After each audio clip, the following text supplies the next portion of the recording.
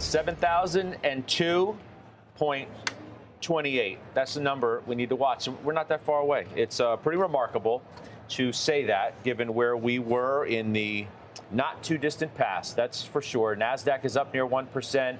Dow's giving back about a 0.5%. But, Joe, it's a resilient market, and we have said that the tide had turned, and this market just wants to go up. And it's going to hit these records. It's just a matter of when, not if. I think that is, you don't need to be a genius to suggest that. We are so close. And I think the question is, does the market break out above that new all-time high and raise the range of what previously had been 6,300 to 7,000. Answer your own question. So as long as what I have been telling you over the last several days continues to be the formula where growth is leading the charge, then I think, yes, in fact, we will be able to advance beyond that level and establish a higher range. It is growth that is taking us higher. Today, the formation is not as strong as I would like it to be. Today, it is about the laggards. It's about the growth laggards. If you look at the mega caps, yes, you have Apple higher, but it's Tesla up 7%. It is along those lines as well. Microsoft leading the charge higher. It is software that's taking the market higher. It's not really semiconductors as much as it has been the last several days, but it's growth, it's technology. That's the leadership. It's not S&P equal weight. It's not S&P value. Stop looking at my earpiece, which is falling out of my corner. It's falling out. Distracting. How am I supposed to listen to what you're saying when your earpiece is like dangling out there? It's not S&P equal weight. It is growth right now. Can the people see that? I mean, they're distracted. It staggered me for a second. It popped out. I lost my train of thought. Yeah, well, you learn how to work with that thing. So Joe's premise is what is being talked about today on the street. It's like, yeah, we know we're going to hit these new highs, Carrie. It's like, then what? After the new high is reached, in which J.P. Morgan addresses that and says, we think markets will begin with an everything rally, similar to that seen on March 31st and April 8th, with investors chasing sectors, subsectors hit the most. Look for a return to all-time highs across the major indices. So that means not just the S&P. Like, we're going there for everything. But after that, we think a return to fundamentals is warranted. If so, the next stage of the rally depends on the Mag 7, mega cap tech retaking leadership. That's exactly the point that Joe just made. But that would be different from the makeup of the market before the war started. So do you agree with both Joe and what J.P. Morgan says? Yeah, I agree with that for this reason alone.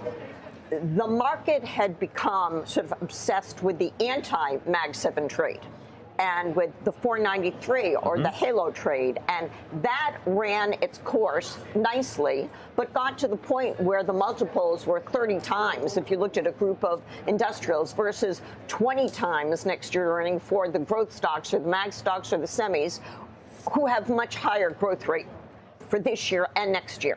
So what we're going to see is all these big tech names are going to report earnings in the next few weeks, and we would expect that they will have good earnings.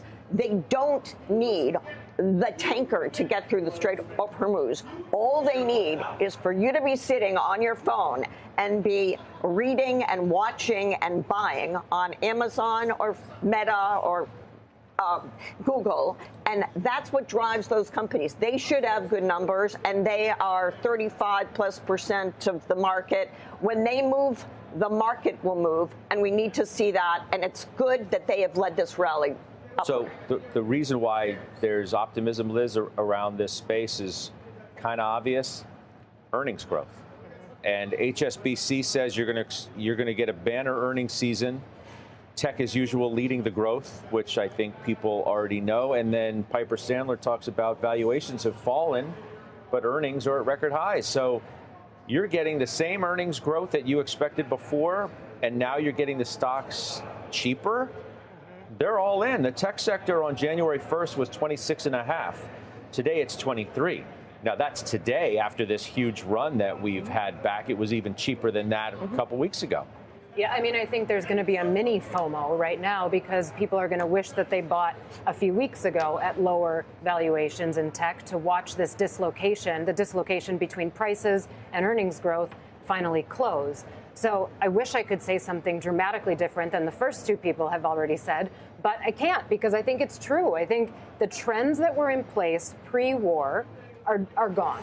The market trends that were in place pre-war are gone. The rotation, probably not going to be what drives us because there are still domino effects that will happen because of the war. This was a larger supply shock than the 70s. It's big. And even if it only hits EM countries harder than anything else, there is a bake through of what will happen to U.S. growth. So I do expect a slowdown in U.S. growth, but that actually ends up being a tailwind for tech stocks. The one question mark is whether or not this actually creates sticky inflation going forward, and we have to get used to higher rates. We have to continue talking about the possibility of hikes sooner than we thought. That will pressure tech stocks as we go forward. But I think we're back to this. That feels like that's like... It's way out. It's way out right now. There's a very long lag. But I think we're back to this sort of befriend the tech bubble because it's going to keep inflating again. The fundamentals are intact. The optimism is intact. And frankly, it's operating in its own universe outside of the war. Weiss, you agree with what everybody has had to say along the lines of, yes, you're going to hit new highs, we know, but what's going to get you to the next leg, and then the next leg, it's going to be back to tech and growth. You buy that story? I believe so, and that's how I'm positioned. You know, the interesting thing about the market over the last decade is that it really seems to be, and I'm not telling you I've got actual, real strong evidence of this, it seems to be the battle of the old versus the new, where the old, meaning people have been around for a long time like us, you know, say, well, this is... Speak for yourself.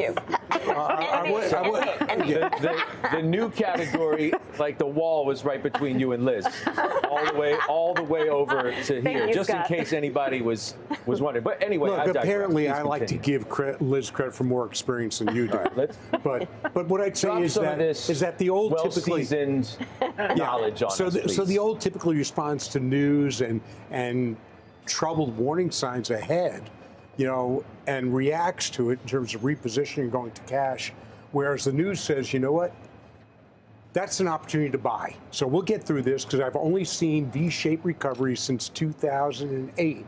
So I'm going to buy. And you know what? The latter cohort is right because markets go up 90% of the time. So if you can tolerate short-term instability, dislocation, you're fine. But what's a bit troubling is that all you have to do is show up in this market. You don't have to decide where you're going to position. You don't have to worry about anything. You believe that? I feel like there's still people want to have the debate. I mean, I talk to enough investors and portfolio managers and market participants in general who come on the various shows and say, no, the broadening story is still intact, and they're believers in it, that, you know, people are not just saying, well, I'm just going to go now all in tech, and you don't really have to think about it. I'm saying the other. I'm agreeing with you. I'm saying you just show up, you buy whatever strikes your fancy that particular time, and it's going to go up. They'll go up in different types of magnitudes, right? But it's all going to go up. And that's always troubling for the market. It's not troubling today, but if it continues with the lack of objectivity in terms of where you're going, what sectors, what you're focused on, then that particularly leads to too much froth. We're not even close to there. But if I were to say something that may worry me more so than rates, for example, because we've been able to tolerate rates to a large extent, partly because of productivity with AI, that would be it.